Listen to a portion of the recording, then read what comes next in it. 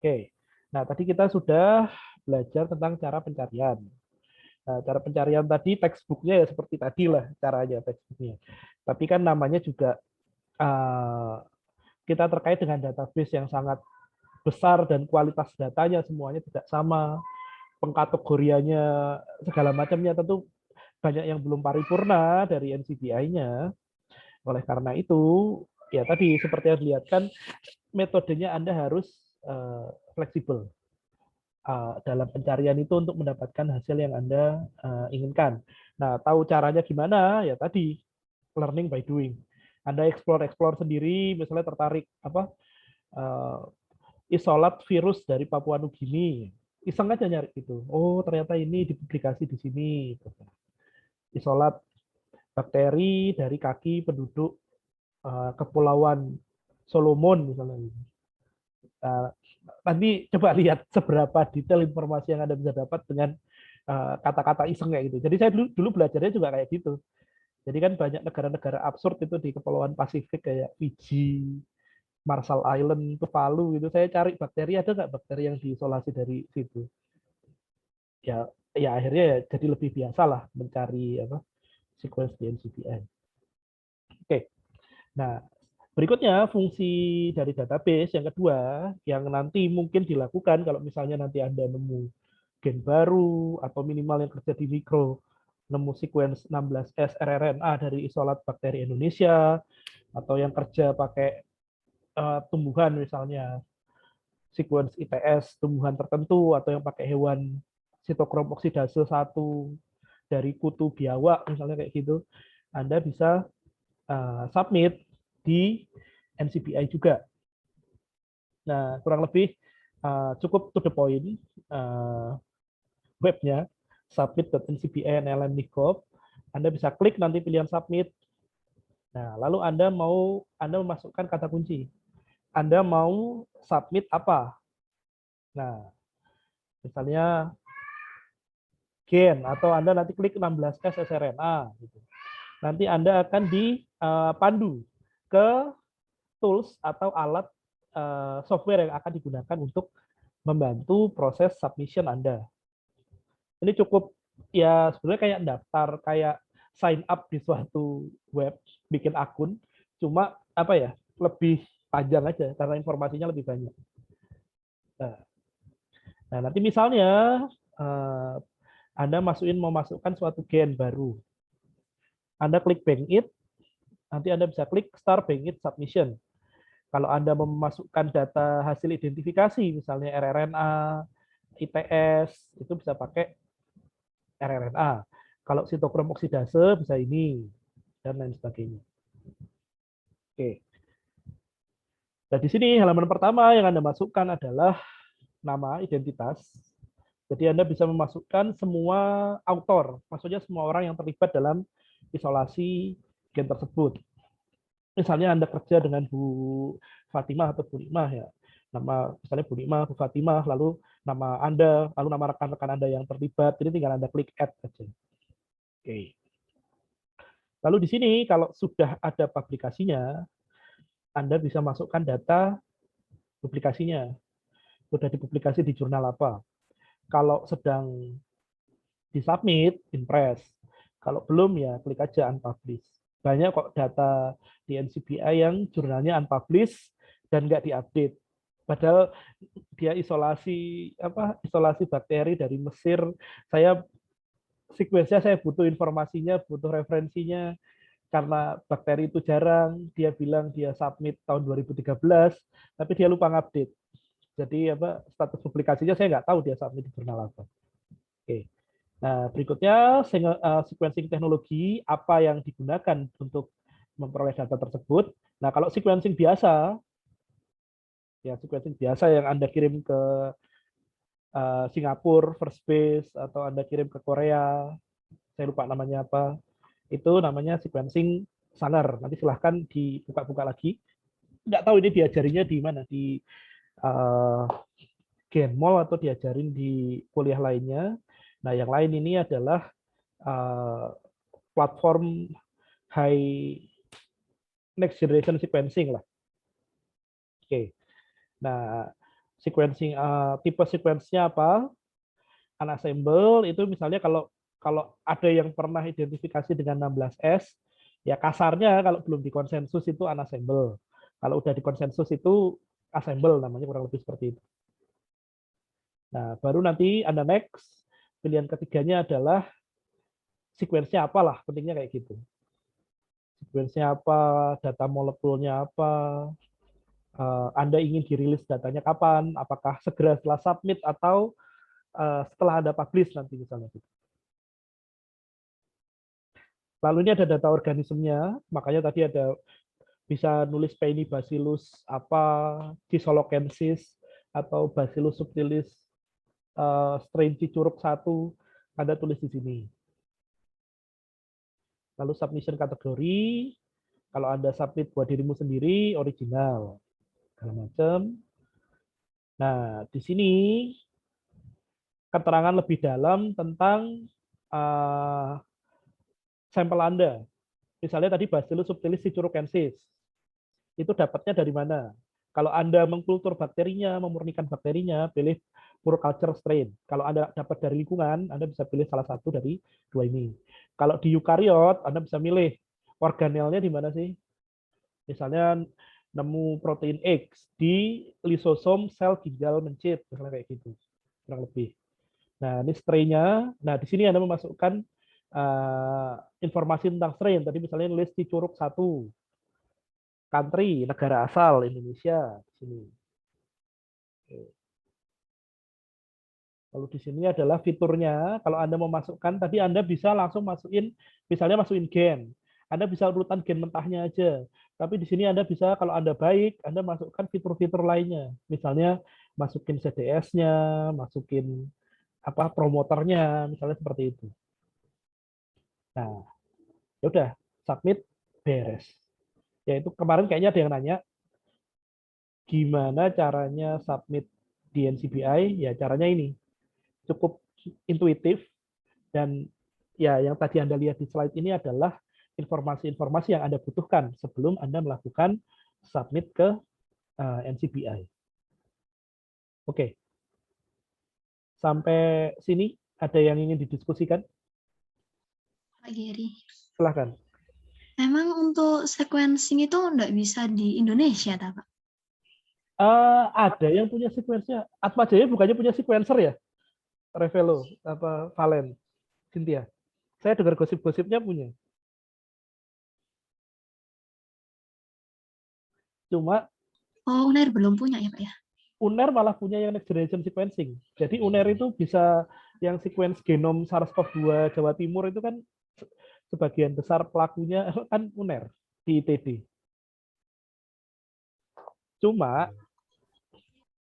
masalahnya adalah yang skalanya komersial yang bisa melakukan apa namanya?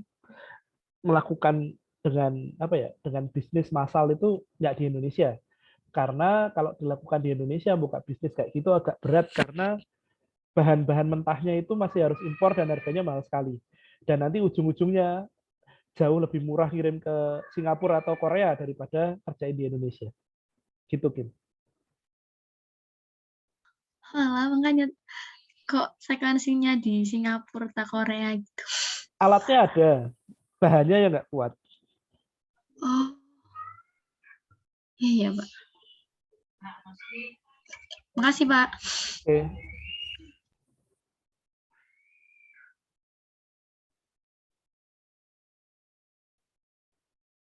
Ada lagi yang ingin diskusikan terkait database nukleotida?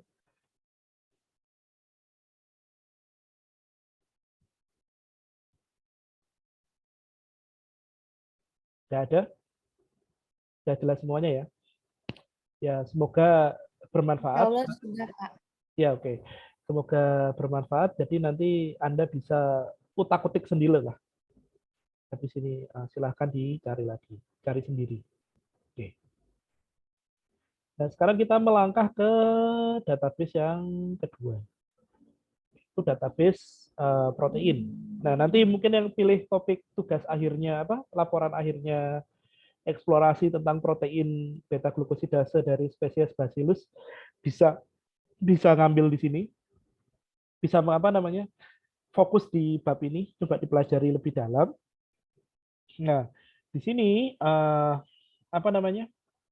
ngomong apa? Oh ya, nanti topik laporan akhirnya nanti akan saya umumkan di hari Senin, karena harus saya spesifikkan tema-temanya apa. Oke. BTW saya izin bentar ya ke Saya izin bentar. 3-5 menit lagi saya balik. Iya, Pak. Iya, Pak.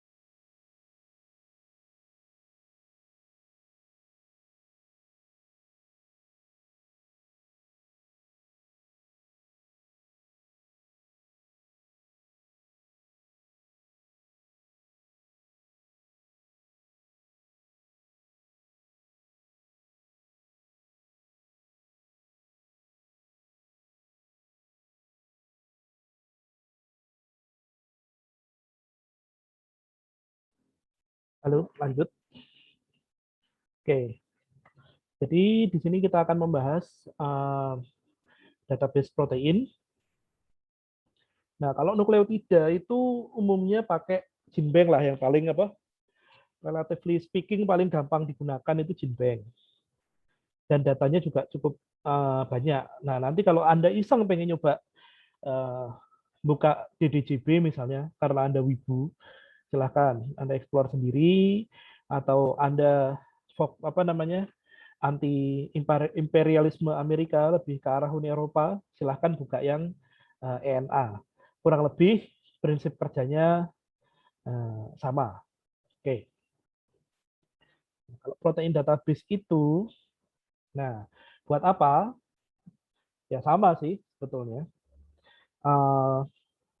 Kita untuk menyimpan dan mendapatkan data terkait protein. Nah, bedanya apa? Kenapa? Kan ada pilihan database protein di GenBank, Pak. Benar. Tapi nanti ya silahkan Anda lihat di sini, kita menggunakan database khusus protein, itu datanya relatif lebih lengkap. Semua terkait protein terhubung ke situ. Nanti Anda silahkan bandingin tampilannya. Oke. Nah, jadi dari segala gambar yang ada di sini, kalau disimpulkan adalah database yang umum, database yang paling banyak datanya di bidang perproteinan itu adalah UniProt dan NCBI sebetulnya. Di NCBI ada nanti pilihan protein. Oke.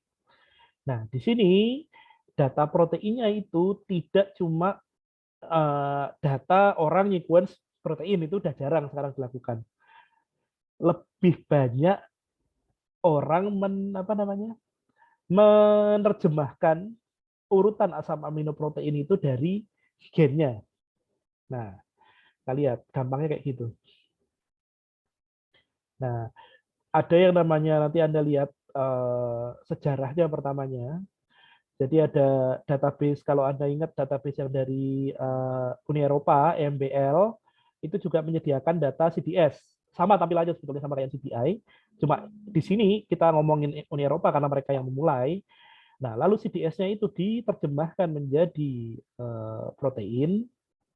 Nah, di sini disimpan di database namanya Swiss prot, gampangnya seperti itu. Nah, di sini kalau apa namanya Swiss prot tadi adalah datanya setelah diterjemahkan dari data apa namanya nukleotida CDS, diterjemahkan jadi protein, ditaruh di Swiss prot.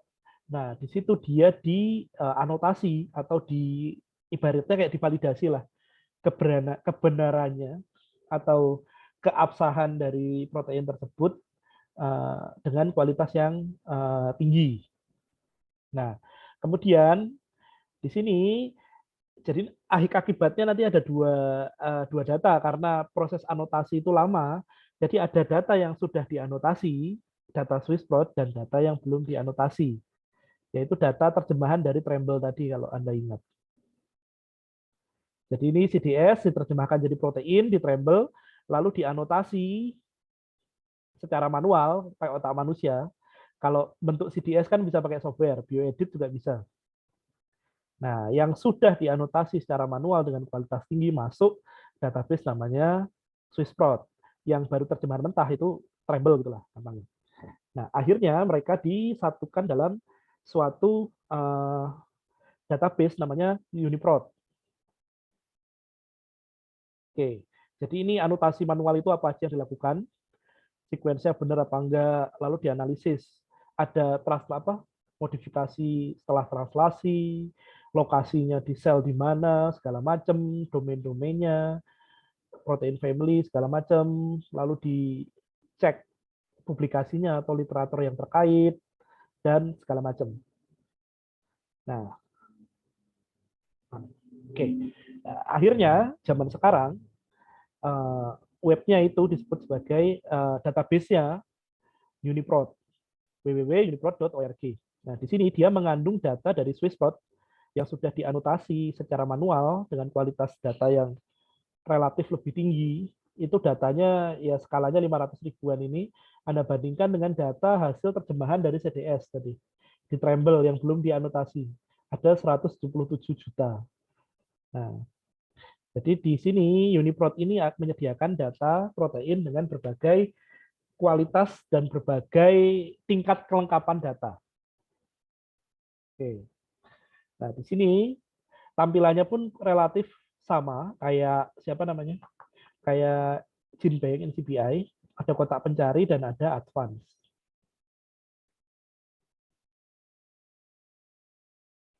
Oke. Nah, di sini advance ini kita bisa cari berbagai pilihan. Berbagai ya sama kayak advance-nya nanti kita coba di akhir deh. Nanti juga ada tugasnya untuk observasi. Nah, ini contohnya adalah coba kita organismenya zebrafish dan Neorerio. Kita mau mencari protein yang ada di lisosom. Ukurannya berapa? Ukurannya 10 sampai 100.000 Dalton. Oke. Nah, di sini datanya ada berbagai kualitas. Nah, kalau mau cari data yang Swissprot, lambangnya ini. Ada kayak bentuk file warna emas, ada bintangnya. Nah, ini adalah Swissprot.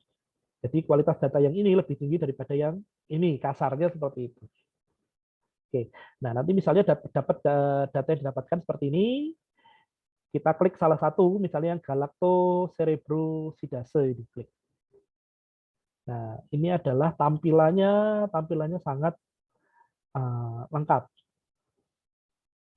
Jadi yang pertama itu proteinnya apa, namanya gennya apa, organismenya apa. Nah, statusnya karena dia tadi ada lambang file, ada bintang, ada emasnya, dia termasuk di database Swissprot yang sudah dianotasi atau sudah direview.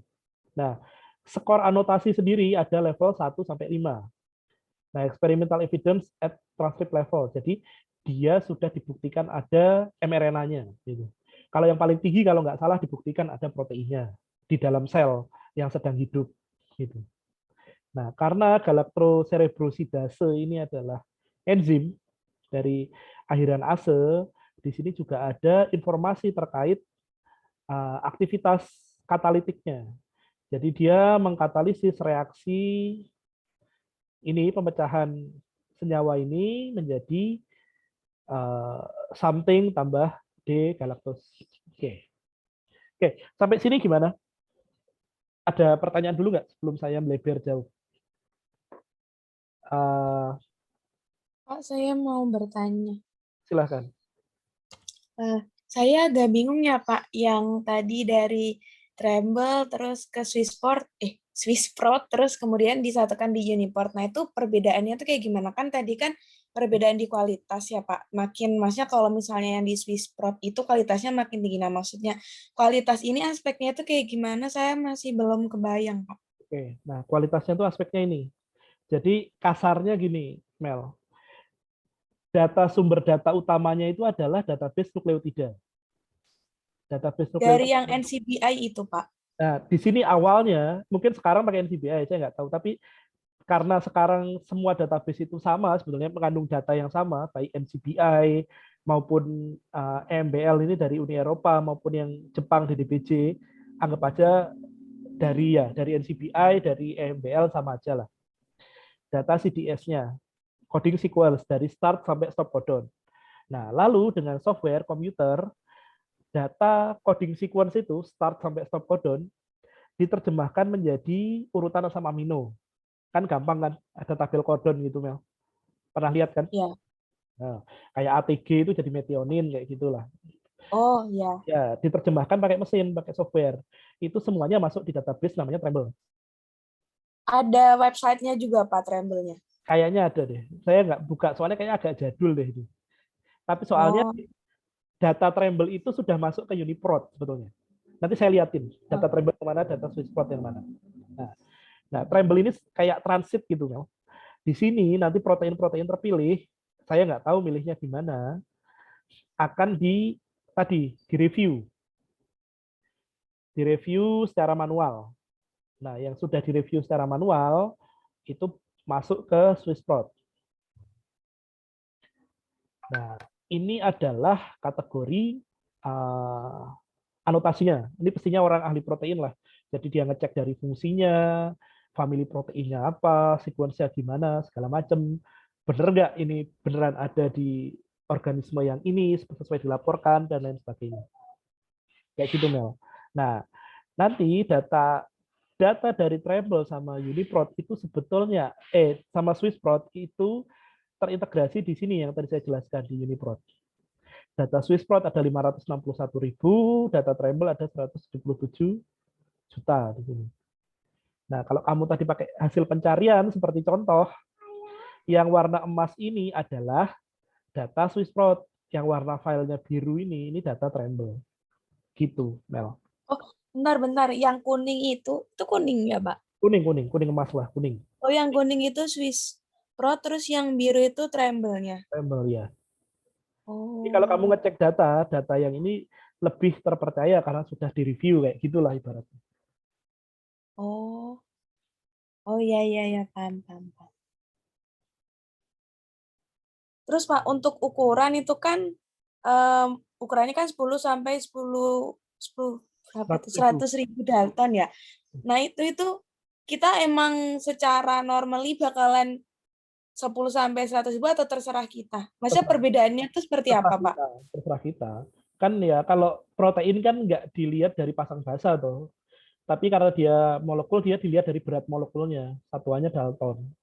Bebas, kamu mau nyari ukuran berapa. Misalnya mau nyari protein terkecil di manusia, yo angkanya range-nya tok kecilin. Mau nyari protein terbesar, ya tok gedein, gitu aja. Oke. Siapa? Makasih banyak. Ada lagi?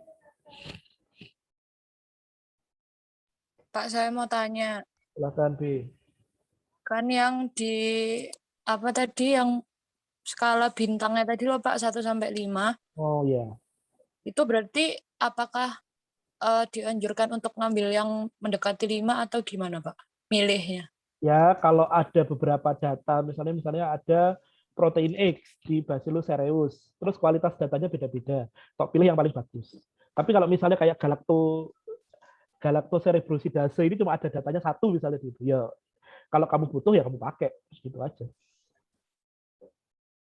Oh, berarti tergantung kalau ada pembandingnya ya diambil yang lebih bagus gitu ya, Pak? Iya, kasarnya gitu aja gitu. Oke, terima kasih, Pak. Oke. Pak Nah, nanti Geri. ya silakan. Oh iya Pak Geri aja lanjut dulu. Enggak, silakan Kim. Oh iya, kalau yang di NCBI itu kan ada data buat protein juga, Pak. Benar. Apakah itu beda sama yang Oke, di nanti kita apa ini tadi, Pak? Uniprot. Uniprot. Ya, Iya. Beda ya, Pak? nanti kita lihat beda tampilannya Kim. Oh gitu. Iya ya, Pak. Makasih. Oke. Nah, ini tadi informasinya, nama proteinnya, nama gennya, nama organismenya, fungsinya. Nah, ini tadi yang ditanyain sama Nabila, levelnya. Kan ada level bintang 1 sampai apa? Skor 1 sampai 5 di sini. Nah, ini adalah levelnya. Kalau level paling tinggi, level 1 yang titiknya 5 tadi adalah proteinnya itu dibuktikan keberadaannya benar-benar di dalam sel. Jadi misalnya pakai mass spektrofotometri, pakai NMR, jadi beneran dikonfirmasi keberadaannya di dalam sel atau di dalam sumbernya lah. Ibaratnya seperti itu. Nah, kalau yang level 4 atau level tertinggi kedua itu dibuktikan adanya mRNA-nya. Jadi dia diekspresikan beneran. Yang ketiga adalah dari homologi, itu lihat gennya. Misalnya ada gen yang mirip di Bacillus cereus, dilihat di subtilis, oh ada yang mirip ini sepertinya, itu level 3. Yang keempat itu diprediksi. Misalnya dia menunjukkan aktivitas bisa memecah selulosa. Oh, ini pasti punya selulase. Terus dilihat apa namanya? Dilihat oh kira-kira dari spesies yang paling dekat sekuensinya seperti ini. Dilihat ke gennya ada. Oh, seperti itu. Jadi itu predicted. Yang terakhir adalah uncertain. Jadi saya nggak tahu unsure itu setidak unsure apa. Jadi ibaratnya mestinya dia punya kok kayak gitu. Nah, untungnya uncertain ini nggak ada. Level 1 nggak ada. Oke. Silakan nanti Anda baca-baca lagi gimana detailnya. Oke. Nah, kalau tadi data pencarian protein Anda scroll ke bawah, itu Anda akan melihat berbagai fitur yang lengkap. Contohnya ini. Dia punya, kalau enzim, sisi aktifnya di mana? Asam amino nomor berapa? Lalu dia fungsi secara molekularnya apa di sini? Lalu dia terlibat dalam proses biologis apa? Misalnya di sini proses katabolik galaktosil ceramidase. Nanti misalnya Anda cari enzim apa namanya? Enzim yang glikolisis itu apa namanya? Saya lupa lah. Pokoknya salah satu enzim di glikolisis. Nanti ada pasti biological prosesnya yang terlibat. Contohnya glikolisis kayak gitu misalnya. Oke. Nah, ini data-data lainnya, organismenya, taksonomi, apa namanya, tingkat taksonominya seperti apa. Nanti Anda explore sendiri.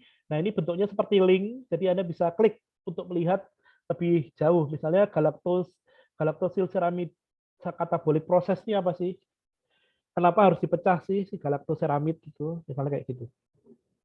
Oke. Nah, ini misalnya kalau Anda klik tadi di apa namanya?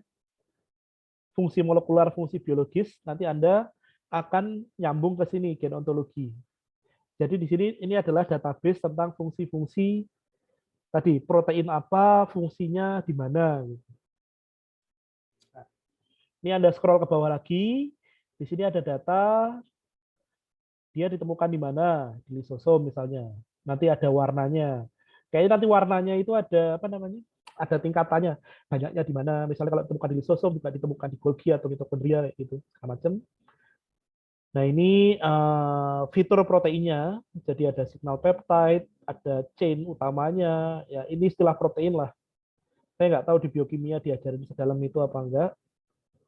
Lalu ini ada modifikasi asam amino di protein itu, ada ikatan disulfida, ada glikosilasi, penambahan gugus gula di asam amino yang ini lain sebagainya. Nanti silahkan Anda explore sendiri. Nah, ini juga nanti ada interaksi protein, struktur, ini linknya bisa Anda klik. Kayak misalnya ini apa namanya? Gene expression database ini Anda bisa klik, dilihat dia ternyata diekspresikan di organ apa. Ternyata kan tadi dia diekspresikan di usus, diekspresikan di embrio, waktu dalam tahap embrio, segala macam. Lalu kalau yang string tadi adalah interaksinya dia dengan protein apa saja. Nah, ini silahkan di-explore sendiri nanti. Nah, kalau yang tadi, structure, Anda bisa klik dan Anda bisa lihat struktur 3 dimensinya seperti apa, segala macam. Ini yang lebih tertarik orang kimia. Atau misalnya ingin tadi, kayak yang kita jelaskan pertemuan sebelumnya, menemukan obat, lihat dia bisa terikat di sisi aktif apa enggak, segala macam. Oke, yang terakhir paling bawah sepertinya adalah sequence-nya. Nah, sequence-nya kalau Anda mau download sequence asam aminonya, bisa Anda klik yang FASTA ini. Oke. Sampai sini ada yang ditanyakan?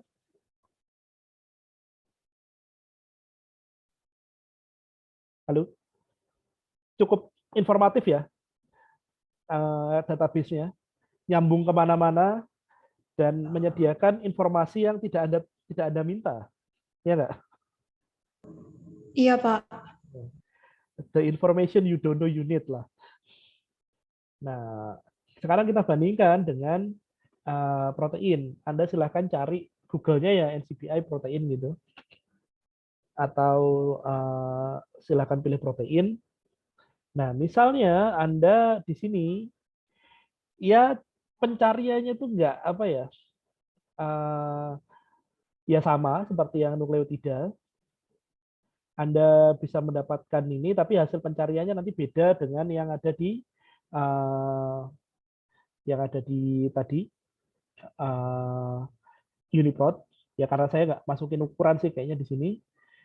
Filternya sama di sebelah kiri, sepertinya di bawah nanti Anda juga bisa milih ini molecular weight. Harusnya di sini Anda masukkan 10 sampai 100.000 Dalton seperti yang tadi saya klik. Dan di sini kita bisa lihat dia nyambung ke database UniProt juga. Ada nggak yang ada di UniProt? Oke. Nah, anyway, oh ya saya lupa. Identifier ya. Kalau kayak di NCBI itu ada accession number. Jadi kalau Anda pakai accession number itu diberikan satu untuk setiap sequence yang masuk. Nah, kalau UniProt ini ada ini apa? UniProt ID. Nah, kalau Anda masukkan nomor ini ke NCBI protein, Anda akan mendapatkan protein yang sama, galactose ribossidase. Tapi silakan Anda lihat ini tampilannya, datanya. Sama saja seperti yang apa namanya? Sama aja seperti kayak tampilan yang nukleotida kemarin yang tadi kita bahas. Ya walaupun ada kayak apa namanya? Keterangan glikosilasi di sini, sisi aktif di sini, sequence di sini. Tapi menurut Anda lebih menarik tampilannya yang UniProt atau yang NCBI? UniProt sih, Pak. UniProt, Pak. UniProt jelas, karena dia juga langsung nyambung ke database atau ke sumber informasi lainnya. Jadi Anda bisa mempelajari protein tersebut secara menyeluruh. Jadi nanti sebetulnya yang milih studi protein beta glukosidase itu gampang. Tinggal buka UniProt, tinggal cari, ketemu, Anda langsung explore aja dari situ. Nyambung kemana-mana. Jadi itu sih serunya. Nah, saya juga latihannya pakai itu misalnya. Protein enzim lipase bakteri yang ditemukan di Tuvalu. Iseng-iseng aja. Nanti ada klik fungsi sel apa? Fungsi molekuler ini itu apa maksudnya.